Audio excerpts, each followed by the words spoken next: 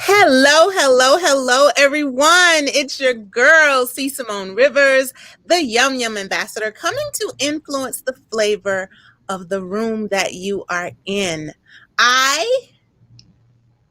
There it is, I trigger light, and I offer hugs, healing, understanding, guidance, and growth with me, Simone. Welcome to episode 3 of the Mother Wit Roundtable. I'm so excited to have you here today. Today we have a wonderful guest. Her name is Raksha Joshi. She is a business and life architect. I want you to soak that in for a minute. What that says to me is she is qualified. She is qualified. I've been wanting to build a new house by myself for some time. This will be my 4th home that I've built. And what I know about an architect is that they are qualified. They're qualified to create a plan and to supervise construction. So Raksha is qualified to create a plan for your life, for your business, and to supervise construction of that life and that business. So welcome, welcome, welcome, Raksha. Thank you for being here. Thank you, Simone. Thank you so much for having me. So Raksha is one of our featured authors in My Mama Said, Mother Wit for Your Journey. And this week, Mother Wit Roundtable is happening every day of the week as we promote the book that's coming out on Friday. We have a launch party coming up on Friday at 6 p.m. So be sure to be a part of that. You can go to csimonrivers.com/launch to secure your seat. It's absolutely free. We're going to have lots and lots of giveaways and just some fun. And we're doing this in conjunction with Mother's Day. So it's going to be a whole lot of fun. And I hope that you will come and support us and make my friend Raksha a best-selling author. Because it feels good to be able to say that. It really does feel good to be able to say that. Yeah. Hi there, Harriet. Harriet is here from London. Yay! Nice to hear from you, my friend. So, Raksha, let's talk for a few minutes about the idea of being qualified, not just certified, because I know you're that. Not just capable, but absolutely qualified to create a plan to construct the life I want. Tell me how you'd help me. I would really listen to you first. And then I would ask you to tell me exactly what it is that you want. Once you've shared your vision, then I would create some plans for you to see which one fits you best. It's like trying on a shoe, right? It's got to fit you. I can tell you you need a 4-bedroom, 5-bedroom, or you need a whole mansion of, 16, 15 bedrooms. But you may just want 1 bedroom. You may just want a studio. So I really have to get to know you. Well, I like that because as I search the world over, my son is about to graduate high school and I can go anywhere I want. As I search the world over for the right neighborhood, for the right community, for the right state, for the right city, I want someone to listen to me, to know who I am. Otherwise, you really can't help me build that house, right? I can't. And I don't know what your requirements are. Right. So I have to know what is your dream. I have to know what you want to create for yourself. And then we go to work together. Okay. So I heard work. Are you doing the work for me or do I still have to get my hands dirty? I heard you say that you supervise construction. You're not a construction. I don't do the construction, but I'll let you know what kind of cement you need and what kind of fixtures would be the best ones. And Whether you need a steel frame or a wooden frame, I'll tell you that. But you're the one that's going to have to do the heavy lifting. Absolutely. I think I can do it myself. Look at my shoulders. They're pretty strong. Well, I want to learn a little bit more. I'm sorry. Did you say something? Did I interrupt you? No, I said right. Okay. So I want to learn a little bit more about you as an individual. I read your story. You had a beautiful mother, and she was beautiful on the outside, and you let me see her inside. So she was beautiful inside and out. I saw the pictures that you shared with me. And I'd like to know one thing that you took from your experience with your mother. Now, there's something that I've shared that I discovered recently. I have 5 brothers and sisters. And who my mother was in 1950, when my oldest brother was born, was not who she was in 19 when I was born. That she was not the same person. She was not the same person. So my brother experienced a different mother. He experienced a pre civil rights mother. He experienced a pre-voting rights mother.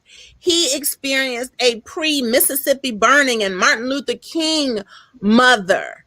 I, on the other hand, experienced going to a private institution where I was the only Black girl, where we didn't have running water and electricity, but it meant more to my mother for me to have an education than running water and electricity. So I remember the story you shared about your mom walking down the one-way street. And Yeah, I just like you to introduce her to our audience. my mother. I would say she was tenacious. Mm. She was definitely somebody who embraced challenges and taught us to embrace them as well, but always with grace, Mm. always with grace You absolutely and display that. compassion. Oh, thank you. You absolutely display that. She made everything look so simple and so easy. So, ever heard that saying about the duck effect? You know, when they're swimming, they're like Mm-mm. under the water, they're going like this with their legs, Oh, but on top, they're just but kind on of top, it's gliding. just Like, yeah, smooth I like sailing. That's her. I love that visual. I think in pictures. I can see it. I love that visual. You have so much to do. It's kind of like being in business. Nobody knows how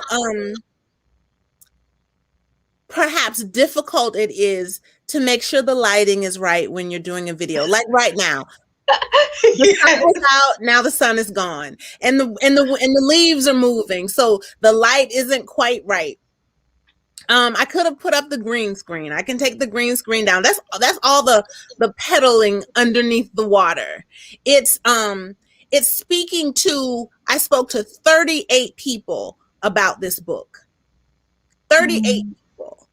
In the end, 13 people are in the book. That's all the pedaling underneath. I really, really appreciate that visual because on top, what you see is that dynamite book cover, these beautiful stories.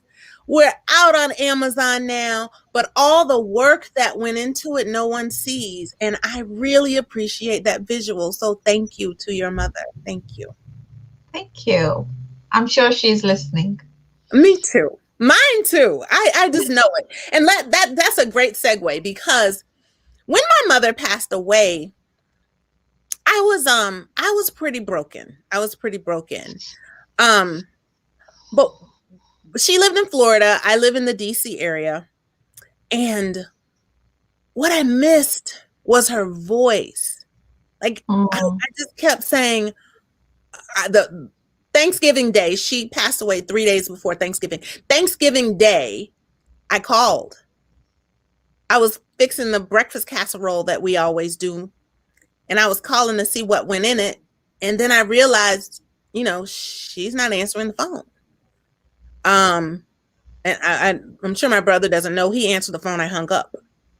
And I just bawled because I realized I couldn't call. I couldn't write down the recipe to the breakfast casserole. I couldn't write down the recipe to the sweet potato pie.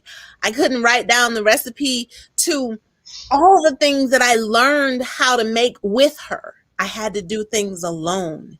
And all I heard was, I'm never going to get to do that again. I'm never going to get to do that again. But after some time passed, and I cried a little. My son, oh, what a beautiful spirit he was to help me. I realized that when I was quiet, in the silence, I could hear her. Mm-hmm. I could hear her. They were whispers, but I could hear her. And then I would hear myself say, my mama said, and for me, that's funny because I don't speak that way. Nobody in public will hear me say mama because I think it's so country and I don't like it. That's what I called her, but nobody heard me say that. I'd say, well, my mother this or my mom, or I never say Yeah. mama. And it just started popping up. My mama said such and such and such. Today, I was making some t-shirts for Friday because we're going to give away some t-shirts. My mama said it's better to have 4 quarters than 100 pennies. Quality people in your circle. Yeah. And I can't tell you everything she says at one time. It just comes up for me when I need it. Kind of like the scriptures that I've read. They just come up for me. Yeah. So my question for you, as you're moving through life, working your business, marketing and getting new clients, what from your mother comes up for you? Not to give up. You did say she was tenacious. Not to give up and to allow for grace and empathy. We get into judgmental zones. We'll have a sales call that didn't go the way we wanted it to.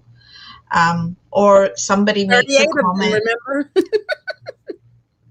Yeah. And you'll hear that. And then I have to kind of step back and I go, you'll be surprised, Simone, how many times I ask myself, how would mom handle this? That's really beautiful. And then it comes up. How would mom handle it? What was mom known for? And it always shows up as compassion, and it always shows up as empathy. And when you come from that detachment of not having expectations, everything is so much easier, because when somebody says no to you, you can accept it and you can respect them for that. And to be honest with you, what I've been finding as I work on my business, people will say no to me, and then those people are the ones that will reach out to me and say, hey, I'm ready to work with you. And it's because, and I've asked a few of them, I go, oh, what changed your mind? And they go, you weren't pushy. You allowed me to make a choice.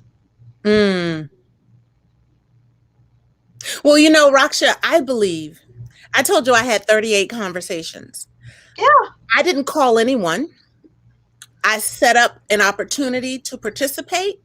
And if you were interested, you called me. That for me lets me know, one, that you want what I have. And it's as much as an interview for you as it is an interview from you, right? Yeah. Yeah. And I only want to work with people that want to work with me. And I don't believe that everybody is for me. There were several people that I spoke to who weren't ready for this kind of Oh, experience. wow. They weren't ready. They had a lot of trauma with their mothers. And I helped them in a different way. I introduced them to people who dealt with those things. Um, but back to the tenacity of your mother, I think about Blanche. I'm Blanche's child. Mm. And I just said that my brothers and sisters had a different mother than I did because I am younger. Yeah. Sorry, you guys, I am younger than you. I'm younger. And the things that my mother has dealt with, as just think about that. My brother was born in 1950. My mother had 9 children. The first 3 died at birth. She was told she would never bring a healthy child into the world, and she had 6 of us, me being her last. Mm. Through all of that, when my mother had my brother, she was a single mom. When she birthed me, she was married. Her mind was different at different times in her life. So we show up different at different times in our lives. And I'm sharing this to say, for any of you who don't have a great relationship with your mother, I give you this. We do the best we can with what we have. Absolutely. Absolutely. The best we can with what we have. When my mother had more, she did better. That's why I am who I am. That's why I am who I am. And I'm grateful. So, whatever space you're in with your mother, know that she deserves honor. She deserves honor. Earlier today, Raksha, you were sharing with me the science of life. Yeah. And you said that you've studied all kinds of life sciences. Would you like to share with our audience a little bit about that? Well, a lot of the things that I've studied and why I chose the path of business that I chose is I took the time after um, after my mom passed to actually read the scriptures because it was grounding for me. She was a very spiritual woman, Mm-hmm. and when she passed, I can truly say I was alone Mm. and I needed something in my life. So I started reading and I started exploring and questioning. I was always one of those that said, why? I've always been equal rights for women. Mm-hmm. So that's my biggest thing, right? Equal rights for women. And when I see the discrimination out there against women, it was like, why, why, why is everything a woman's responsibility? Mm. And what I realized is our scriptures are the best place to get any kind of life coaching because it doesn't differentiate. It empowers you. It empowers you to respect the male person and the female and Mm. the qualities that we have. And it simplifies everything, right? So a lot of people ask me, how can you be a business and a life architect? Those are 2 separate things. And honestly, Simone, they're not 2 separate things. They're one thing. They bleed into each other. You Mm. can't have one without the other. We need business to survive. It's a label that's been given. Either you have a career or you have a business. And then there's life. And life is your family, your kids, your spouse. What is the relationship you want? And we've become so commercialized as to what we should want that we have lost the basic science of life, Mm. which is to support each other and provide growth. and the space to grow. So, one of the things my mom always used to say was, you always need to tend your garden. Mm, get the You need weeds to out. Mm-hmm. you need to weed it, and you need to plant new plants. So when I take that and I go, okay, what is it? People say I'm resisting change. I don't want things to change. I do. And the thing is, people, we change every moment, even when we're sleeping. Our molecules are changing every single moment. And time is going by every single moment. Oh, you said something right there because my mama used to say, um, it's Thursday. Friday is gonna come whether you like it or not.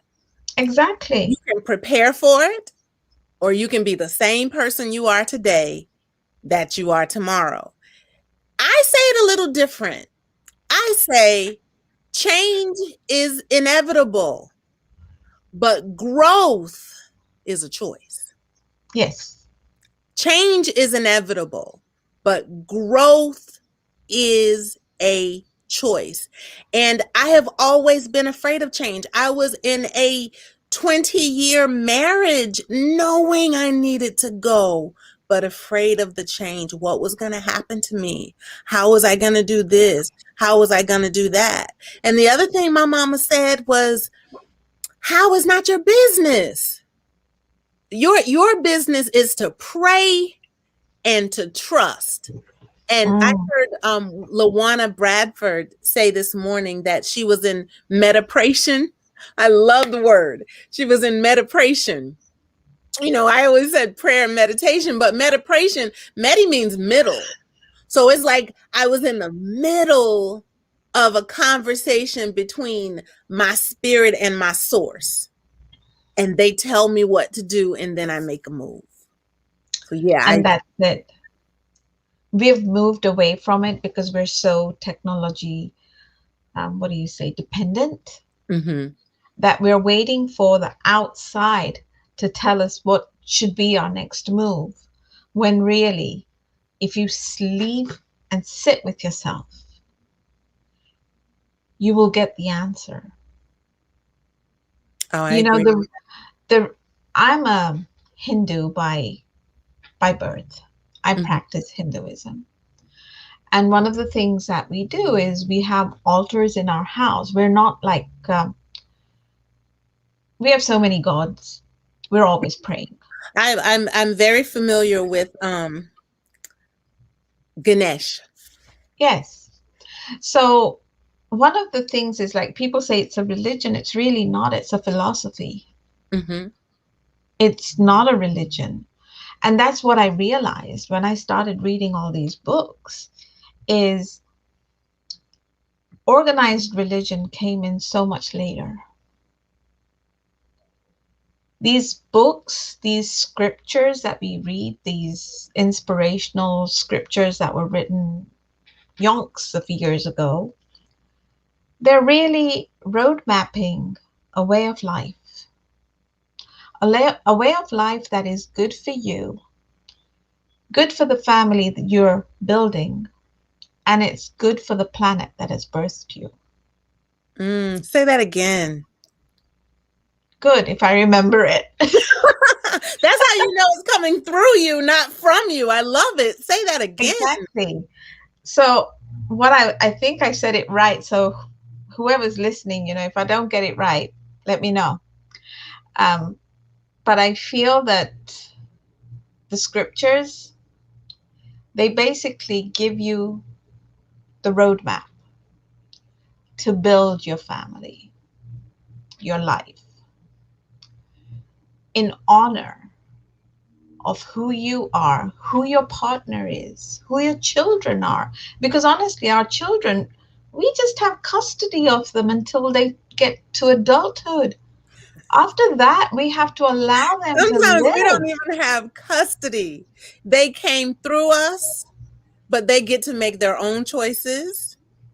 Mm. We're stewards. Let's put it that way. We're Yeah. stewards, right? And then everything comes back to Mother Earth. This is where we came from, you Ashes know, to ashes, dust to ashes to ashes, dust to dust. That is what we are. So putting a label of I am better than you, I am that than you. No, it's just you were born geographically in a different area, Mhm. which acclimated your body and your skin tone to accommodate that climate. It has nothing to do with your intelligence. It has nothing to do about your values. We all have the same values: to be happy, to be free, to be abundant, to be prosperous, to be loved. To feel like we matter. We do all value the same thing. I would agree We with that. do. We value the same things. If you strip us bare and pull away the skin and the hair and the nails and the this and the that, the things that matter. I want my family to be happy. I want to be able to feed my child and give him a life that he deserves. I want to feel like I matter. I want love. Oh my goodness. So you remind me of what my dad used to say. Because think about it. We were taken by my grandparents um, were taken from India to Africa to help populate and organize that continent. Mm-hmm. We grew up with Africans, Muslims, Arabs, you name it. We grew up with them Mm-hmm. because we were all trying to acclimate to a new country. So you were on a level playing field, all trying to figure it out at the same time, and All you of us, created all of us. camaraderie. Mm-hmm. So when this thing came in about discrimination because of your religion, your color, your caste, whatever you want to call it, my dad always used to say, if you're in an emergency and you need blood, you're not going to ask them what religion they are or what color they are. You're going to take the blood. So why are you stressing about it now? It Mm-hmm. could be the person you detest the most is the one that has the blood type you need. Mm. So You why know, don't you create a relationship? there you go. There was something that happened earlier today. Someone that I value was disrespected in a group that I'm a part of, and I made a comment. I said, sometimes we cross a bridge to connect with someone. We get what they have, and then we leave and we burn that bridge down. Be careful how you treat people. Be careful about burning Mm. bridges, because you might have to cross this way again. You might have to pass this way again. And this is how I put it, Raksha. My mom, I lived in Eatonville, Florida. That's where I grew up. It's the first black incorporated town in the United States. That that's Yeah, that's I what know it very well. I lived in Orlando. I know did not exactly know where it that. is. I did not know that. We learned, oh my goodness, our paths are very similar. So I went to Edgewater High School. Um, but before that, I was at Northside Christian Academy. I knew what Capo de Monte was because my mother was a domestic, and she was taking care of somebody else's precious things. And she would take me to their home and she'd say, "Don't touch that. Nancy really loves that."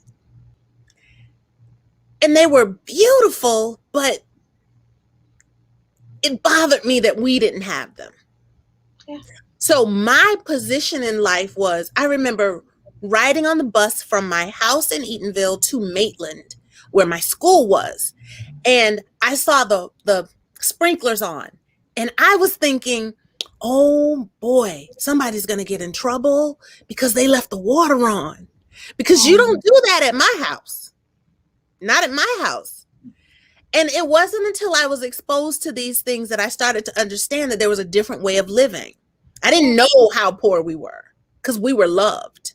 I didn't know. And growing up, getting to a space where I could go out, and I moved to Germany with my husband, and I went to Italy, to Nove, Italy, where they make Capo di Monte. And I Mm, bought my mom porcelain roses, and the little dog and the little elephant, everything that Nancy had, I bought for my mother.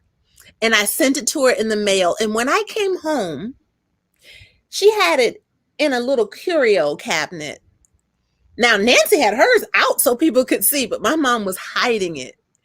And I said, no, we're going to eat on our crystal, our china every day. yeah. We're going to take the plastic off of the couch. Because what good is having it if you can't experience it? And this whole idea of, my mama said, getting some wisdom for your journey is letting people know that every one of us has something to offer, no We matter do. our ethnicity. You, when I read that your mom came from Uganda to London, where Harriet is right now. Hi, Harriet. Um, it just says we're really all connected. We really are all We connected. are. We are. Definitely. There is a thread that has connected all of us. And Mm, we just fail to see it because it's been honed into us that we are different. It's what we have been programmed to, that we're different. And it's got nothing to do with our parents. It's really the system. It's You just said how something it's set up. earlier today that that blessed me. You said that um Ford, Carnegie, during the industrial revolution, Yeah. there was a system created to get cheap labor Yes. and to make us think we're getting paid, Yes. And right? that we were taken care of. Mm-hmm. To make us think that we were getting paid. So when we talk Yes. about entrepreneurship, it's scary. People don't want to do it. What about my this and what about my that? But the truth is, when you're trading dollars for time, we all run out of time. There's not enough time in the day. So I just want to encourage. My mom was an entrepreneur. She didn't So work was hard. mine. So the only thing I would say about that conversation, I remember it very well, is it served the purpose of the Industrial Revolution. It served the purpose of building this nation. But we were so wrapped up in the doing of it, the expectation. Because I don't know about you, but I remember when I was growing up that it was like you went to school. Mm-hmm, If your parents could afford it, you went to college. mm-hmm. If they couldn't, you got a job. You stayed in that job until it was time to retire. And so you You got your got a, gold watch. yes, you got a watch, and then they would give you livable a livable amount of money every month or every week so that you could feed yourself and live in the same house, but nothing that was in access to where you could invest in yourself. But today we are in the position, because of the internet, because of the web, because of all the free education that is out there, to move out of that and become entrepreneurs ourselves. We have the gift, we have the knowledge. We just need to believe in us because our Maker believed in us. He has instilled us with gifts that we, until now, we honestly couldn't explore what that gift was. And So some you see people that COVID took the as risk a with it. You see COVID as a, how do I say it? It's a gift. There's, you know me and my alliterations. I can't remember the word I use, but COVID created um a constant source of connection with other people, right? Yes. So Yeah. Harriet's in London. I believe Valeria is in the one of the southern states, I think Alabama. Um um Aisha, who's also watching is in Florida. And then Nosa is in Florida. And I see a couple of people in the Virginia area where I am. It's really, really interesting to me that we're all experiencing the same spirit at the same time. And what I say is this, um, it's okay that we're different, but listen, I'm a rose, right? And you're a tulip. You will never see a rose going, wish I could be a tulip. Why does a tulip get to look like this? And I look like this. You know what I mean? The rose says, hey, I'm a rose. And the tulip says, hey, I'm a tulip. And we can grow together.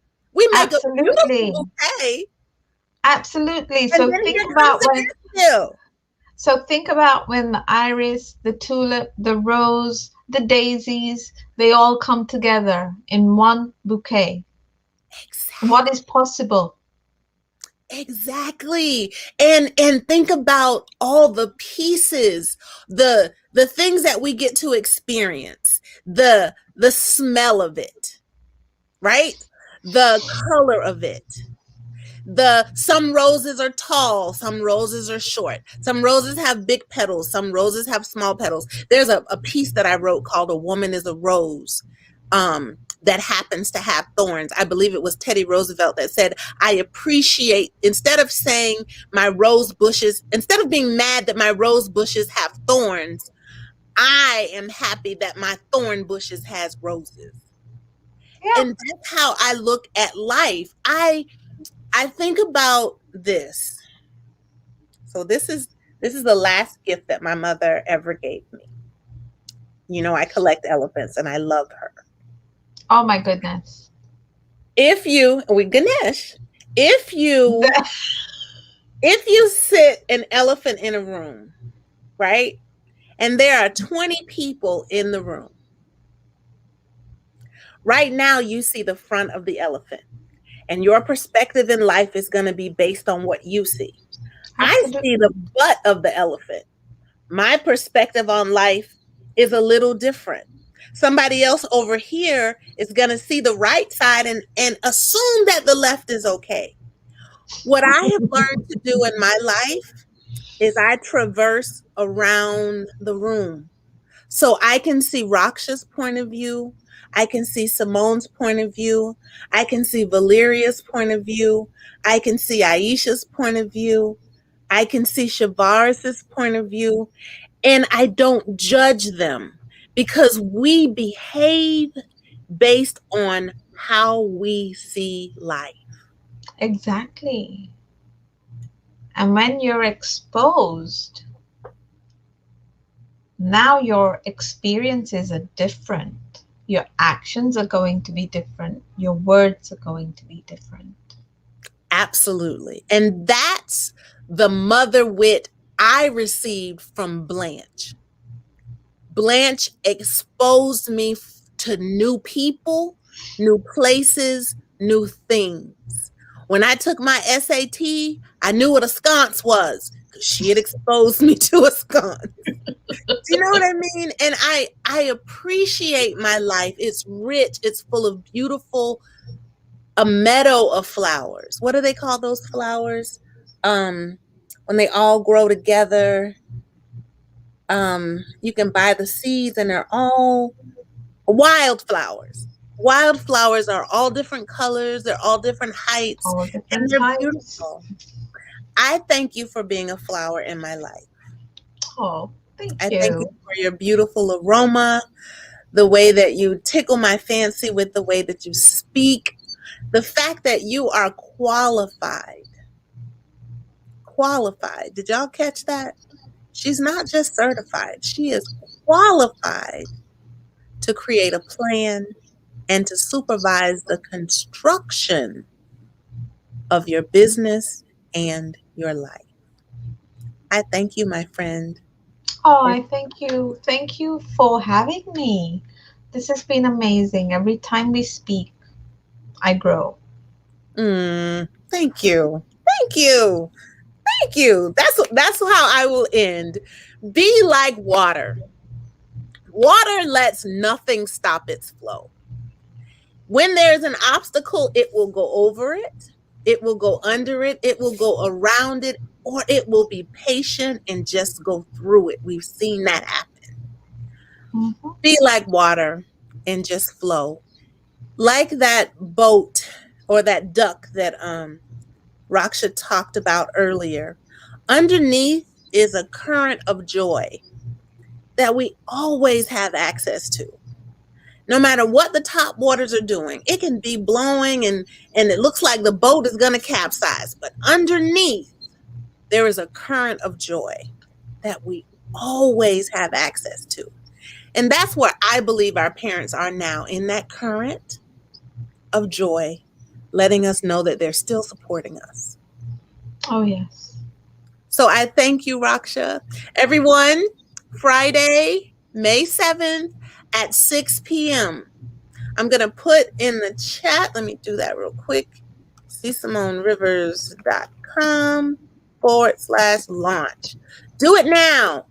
Run over and get your spot and come hang out with Raksha and I on Friday as we debut our new book, My Yes. Mama Said, Mother Wit for Your Journey.